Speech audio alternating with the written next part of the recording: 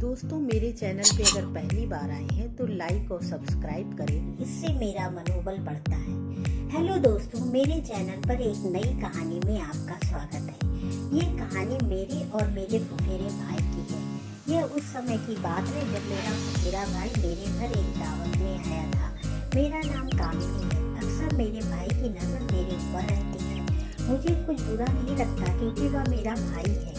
मेरा भाई कई बार मेरी गोद से मेरे बेटे को लेता है और मुझे वापस देते समय कई बार उसका हाथ मेरे शरीर से टकरा जाता है और वह मेरे संतरे दबा देता है, तो मुझे अच्छा लगता है। रात के 8 बजे थे। हम भाई बहन मिलकर खाना खा रहे थे और आपस में बातें कर रहे थे कि कौन कहाँ सोएगा।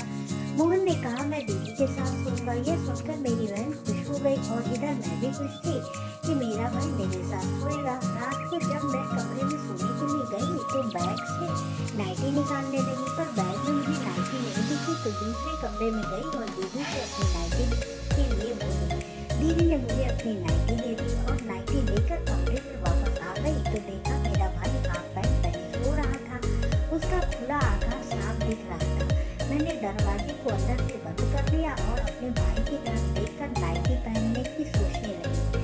तभी वह देखती है कि उसका भाई गहरी नींद में सो रहा है। मैं आईने के सामने खड़ी हो गई और आईने में देखकर अपने कपड़े उतारने लगी। एक एक करके मैंने सारे कपड़े उतार दिए।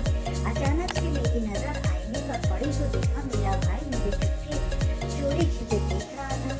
मैं भी शांत होकर अनजान बनकर अपने काम में लग गई। मैंने जल्दी से नाइटी पहनी और सोने के लिए तैयार होने लगी और सोने के लिए बिस्तर पर आ गई। मेरी नाइटी कुछ ज्यादा ही छोटी थी। मेरा भाई बिस्तर पर सोने का नाटक कर रहा था। मैं बेड पर आकर एक किनारे लेट गई और अपने भाई को एकटक देखने लगी। मेरे भाई का सामान भिगोने मारने लगा और खड़ा हो गया।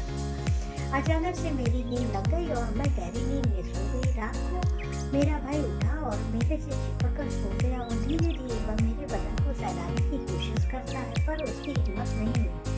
फिर वह सोने का नाटक करने लगा और वह सोने की कोशिश भी कर रहा था। अचानक से मेरी आँख खुल गई तो देखा मेरा भाई मुझे प्यासी नजरों से देख रहा था। तभी मेरा भाई मुझसे पूछता है, क्या हुआ दीदी, आपको नींद नहीं आ रही है क्या? मैंने कहा नहीं, मुझे नींद नहीं आ रही है। मैंने कहा अब तुम बड़े हो गए हो? उसने कहा हाँ दीदी, अब मुझे लड़की की कमी महसूस होती है। मैंने कहा तुम मुझे दीदी मत समझो, अपनी फ्रेंड समझकर साफ साफ बताओ तुम्हें क्या चाहिए। उसने कहा दीदी मुझे भी शादी करनी है। मैंने कहा बस इतनी सी बात? ठीक है, मैं तेरे जीजा से बोलकर एक अच्छी लड़की तलाश करती हूँ और जल्दी ही तुम्हारी शादी करवा दूँ, नहीं तो तुम मुझे ही कसकर ठोक दो।